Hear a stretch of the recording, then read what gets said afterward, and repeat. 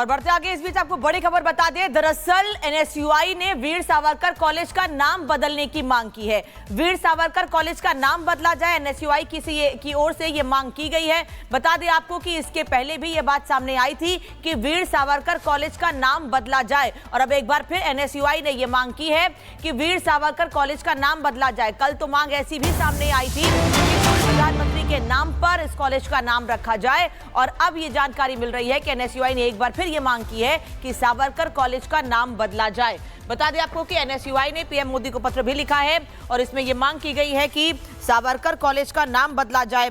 सावरकर की जगह मनमोहन सिंह के नाम पर कॉलेज का नाम करने की मांग की गई है। एनएसयूआई ने विरोध भी जताया है कि सावरकर के नाम पर कॉलेज का नाम क्यों है, और इसी को लेकर पत्र लिखा गया है प्रधानमंत्री नरेंद्र मोदी को, और यह मांग की गई है कि इस कॉलेज का नाम पूर्व प्रधानमंत्री डॉक्टर मनमोहन सिंह के नाम पर होना चाहिए। एनएसयूआई ने विरोध जताते हुए पीएम मोदी को पत्र लिखा है, लेकिन सीधे सीधे डॉक्टर मनमोहन सिंह के नाम पर एनएसयूआई, जो कांग्रेस की छात्र विंग है, वो राजनीति कर रही है। वहीं दूसरी ओर कांग्रेस की ओर से भी लगातार डॉक्टर मनमोहन सिंह के स्मारक, डॉक्टर मनमोहन सिंह के नाम पर राजनीति की जा रही है। और अब एनएसयूआई की ओर से यह मांग की गई है कि सावरकर कॉलेज का नाम बदलकर मनमोहन सिंह के नाम पर रखा जाए। तो सावरकर कॉलेज का नाम बदलकर मनमोहन सिंह के नाम पर करने की मांग एनएसयूआई ने की है। कांग्रेस की छात्र विंग जो ये मांग कर रही है, और बाकायदा पत्र लिखा गया है पीएम मोदी को, उसके बाद ये मांग की गई है। और इसी खबर पर जानकारी देने के लिए हमारे साथ लोमस जुड़ गए। लोमस का सीधे रुख कर लेते हैं। लोमस, देखिए, अब सावरकर के नाम पर भी संग्राम छिड़ता हुआ नजर आ रहा है, कोहराम होता हुआ नजर आ रहा है, और यहाँ पर सावरकर का नाम जिस तरीके से उठाया गया, अब ये एनएसयूआई कह रही है कि पूर्व प्रधानमंत्री के नाम पर इस कॉलेज का नाम होना चाहिए। इसको लेकर के जो विवाद है अब गहराता हुआ नजर आ रहा है। डीओ में सावरकर के नाम पर कॉलेज में संग्राम। तो देखिए, सावरकर का नाम और सियासी संग्राम यहां पर छिड़ता हुआ नजर आ रहा है। वापस से लोमस का रुख करेंगे, लेकिन देखिए जिस तरीके से नाम को लेकर के अब ये कोहराम होता हुआ दिखाई दे रहा है। बिल्कुल आप देख सकते हैं कि एक तरफ जहां नए साल पे प्रधानमंत्री के द्वारा बड़े बड़े दो सौगात दे रहे हैं, एक तरफ जहां मकान की सौगात दी जा रही है झुग्गी में रहने वाले लोगों को, दूसरी तरफ दिल्ली यूनिवर्सिटी को 3 नए परियोजनाओं का सौगात दिया जा रहा है, जो कि लागत है उसकी 600 करोड़ रुपए।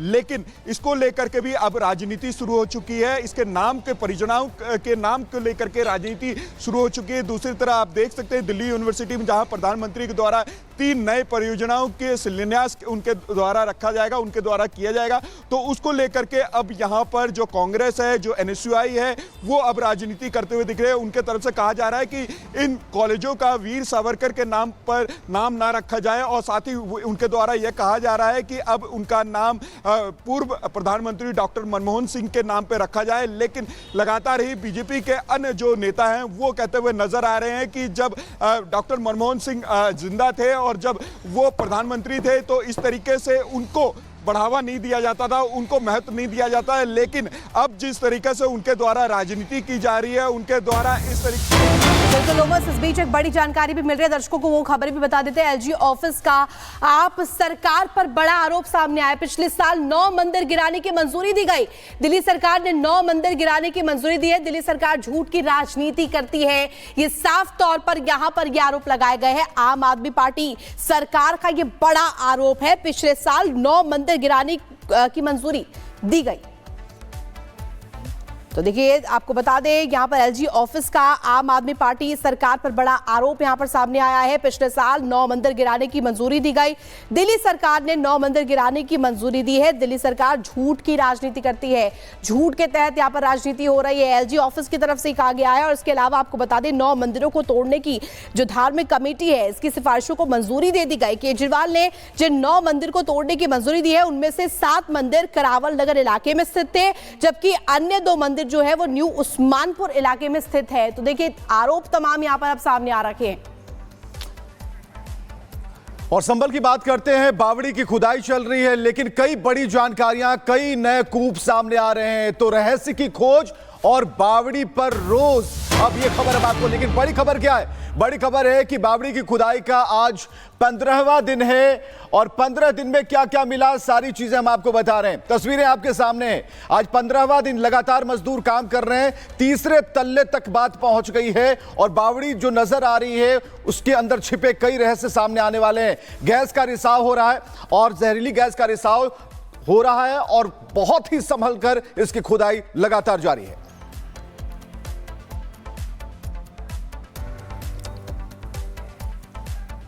पंद्रहवें दिन भी देख संभल के चंदौसी के लक्ष्मणगंज इलाके में बावड़ी का खुदाई का आज 15वां दिन है। 15वें दिन भी देखिए ये तीसरा दिन है जब वहां से अमोनिया गैस निकला था सेकंड फ्लोर से। अभी भी वहां से गैस का रिसाव लगातार हो रहा है और यही वजह है कि यहां पर मजदूरों को काम करने से अभी भी रोका जा रहा है। ये लेटेस्ट अपडेट सबसे पहले आपको रिपब्लिक भारत दिखा रहा है, क्योंकि गलियारे से देखिए मिट्टी के निकालने का काम तो जारी है, लेकिन लगातार वहां से कैमरे पर अगर आप ध्यान से आपकी नजर अगर होगी तो दिखाई दे रहा होगा गैस अभी कितनी तेज गति से वहां से निकलती हुई दिखाई दे रही है, जिसका हमने जिक्र किया था, कार्बन मोनोऑक्साइड। ये गैस बहुत अधिक जानलेवा है। इस गैस के अंदर अगर जाकर मजदूर अगर काम करेंगे तो शायद उनकी जान भी चली जाए। इसलिए एएसआई की टीम जब यहां पर पहुंची थी तो उन्होंने मना कर दिया था कि आप यहां पर काम ना करें। ये देखिए हम जहां पर इस समय खड़े हैं, यहां से आपको लगातार गैस निकलता हुआ दिखाई दे रहा है और इसीलिए एएसआई की टीम यहां पर पहुंची। उन्होंने कहा कि नहीं, यहां पर काम आप मत करिए। मजदूर अब बावड़ी के ऊपरी सिरे पर लगातार काम अभी इस समय करते हुए नजर आएंगे। ये देखिए सेकंड फ्लोर से थर्ड फ्लोर का भी रास्ता यहीं से जाएगा। अभी कितने और फ्लोर यहां पर हैं अभी इसका अंदाजा भी नहीं लगाया जा सकता है, क्योंकि अभी बहुत ज्यादा देखिए यहां पर खुदाई बाकी है। लगभग महीने भर का इंतजार अभी और करना पड़ सकता है। ये बावड़ी का पूरा कॉरिडोर, पूरा ये देखिए गलियारा हम आपको दिखा रहे हैं। दोनों तरफ देखिए दरवाजे आपको बने हुए दिखाई देंगे।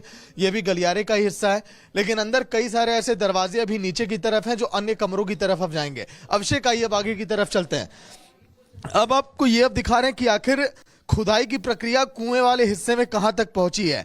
ये देखिए पहला फ्लोर जो अब दिखने लगा है खुदाई के बाद, ये पूरा देखिए नीचे का ये हिस्सा है अभिषेक। फिर अब जो है यहां से अब जैसे जैसे खुदाई अभी बढ़ रही है, अब ये कुएं वाला सिरा हो सकता है कि बहुत जल्द आपको दिखाई देना लगे, क्योंकि कुआं इसी एरिया में है जहां पर अभी खुदाई की प्रक्रिया लगातार हो रही है। आज शुक्रवार का दिन है, जुमे की नमाज का भी दिन है, इसलिए भारी तादाद में पीएससी के जवान भी पहुंचे हुए हैं। अभिषेक ऊपर दिखाइए, जो लगातार देखिए जिनकी निगरानी में यहां पर काम किया जा रहा है। पीएससी के तमाम जवान इस समय पूरी तरह से अलर्ट मोड पर हैं और जो भी यहां पर ऐसे लोग आ रहे हैं जो लगातार देखने की कोशिश कर रहे हैं कि आखिर क्या हो रहा है बावड़ी में, उनको भी बैरिकेड लगा दिया गया ताकि वो इस स्थल में ना पहुंचे, कहीं से भी सांप्रदायिक तनाव यहां पर ना बने। ये पूरा कॉरिडोर हमने दिखाया। अब धीरे धीरे आपको लेकर चलेंगे। अभिषेक आइएगा ऊपर की तरफ, क्योंकि देखिए बहुत ज्यादा ईंट पत्थर यहाँ पर पड़े हुए हैं, तो इसीलिए सावधानियां सबको यहाँ पर बरतनी है बावड़ी के अंदर। ये कहा है एएसआई की टीम ने, जो सर्वे यहाँ पर लगातार करने के लिए पहुंच रही है। अब आइए, अब हम पहुंच चुके हैं ऊपरी वाले हिस्से में बावड़ी के। देखिए ये जो घर के अंदर वाली खुदाई वाला हिस्सा था, ये अब देखिए और गहराई तक अब पहुंच चुका है, जहां पर हम आपको जाकर अब दिखाते हैं। लगभग 3 से 4 फीट तक ये अब देखिए खुदाई पहुंची है। लेकिन अब क्या आज यहां पर काम होगा, क्योंकि देखिए बावड़ी के अंदर तो कार्बन मोनोऑक्साइड की वजह से काम को रोका गया, लेकिन अब आगे क्या अब काम होगा। पीएससी के जवान और तमाम मजदूर यहां पर पहुंच चुके हैं। काम करने का सिलसिला लगातार जारी है। तस्वीरें लगातार हम आपको दिखा रहे हैं, लेकिन अब आज ये खुदाई कहां तक पहुंचेगी, क्योंकि ये